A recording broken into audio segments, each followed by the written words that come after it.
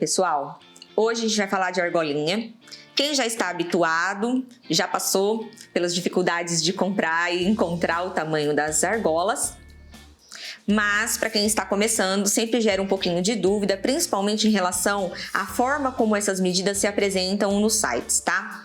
Então, em primeiro lugar, a gente deve levar em consideração o seguinte: argola sempre é diâmetro, e diâmetro em diferença visual, por exemplo, em 1 milímetro, acontece como nas bolinhas, naquela aula que nós vimos do tamanho das bolinhas, lembra, pessoal? Olha só a diferença da 6 para 8, como ela grita na diferença visual. Então, vocês devem considerar que essa mesma diferença vai se apresentar, por exemplo, no diâmetro das argolas, tá? Então, hoje a gente vai explicar direitinho para vocês como escolher a espessura certa e o tamanho certo.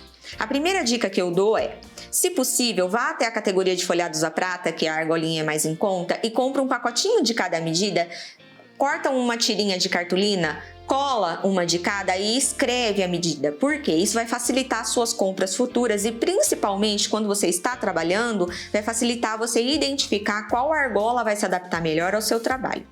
Mas, se você está fazendo a sua compra agora e precisa já comprar um material para um determinado trabalho, considere o seguinte.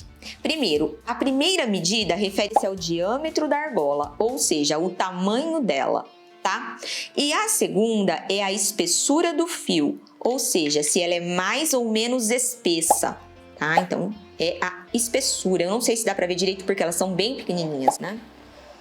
Então, por exemplo, se você vai fazer uma peça mais pesada, ou uma peça, por exemplo, que pode receber um puxão ou determinado atrito como uma pulseira, você vai emendar caixinhas, você precisa de, no mínimo, uma argola de 0,80, porque ela vai ficar reforçada e não corre o risco de abrir. Então, quando você vai fazer pulseira, quando você vai fazer uma peça que vai receber mais força, recomendo que vocês utilizem o fio 0,80, tá? Mas aí, se você vai, por exemplo, fazer um colar de bolas grandes, pesado, você vai precisar trabalhar, às vezes, até com uma espessura maior, entre 0,80, 0,90, 1 milímetro. Isso vai depender do peso da peça, tá, pessoal?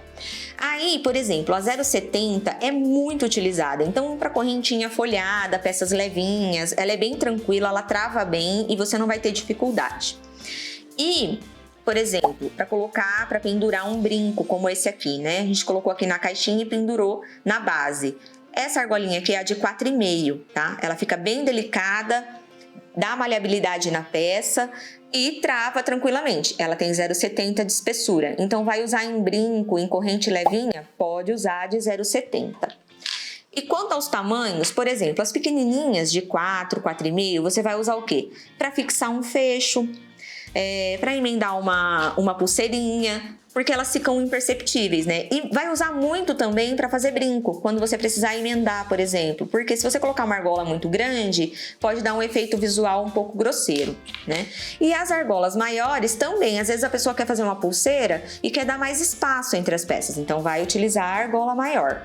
O que você tem realmente que ter cuidado é com a espessura, tá? Então, qual é a grande dificuldade? Primeiro, entender o tamanho.